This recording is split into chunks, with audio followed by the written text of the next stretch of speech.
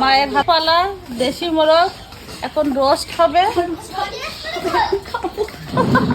কে কে খাবেন চলে আসেন আপনারা।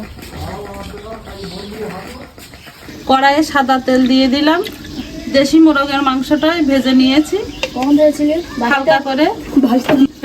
পেঁয়াজ ব্রেস্তা করে নিয়েছি।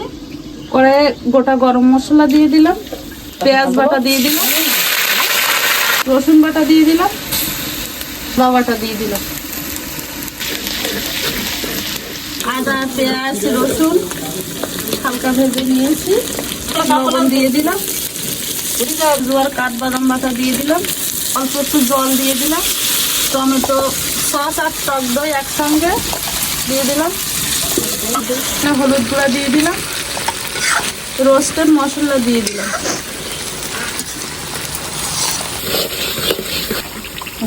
অল্প একটু চিনি দিয়ে দিলাম। এখন ভেজে রাখা মাংসগুলো দিয়ে দিলাম।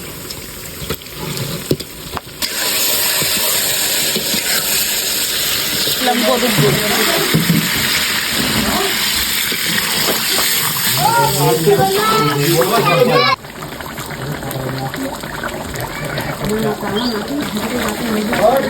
দুধ ব্রেস্টটা দিয়ে দিলাম।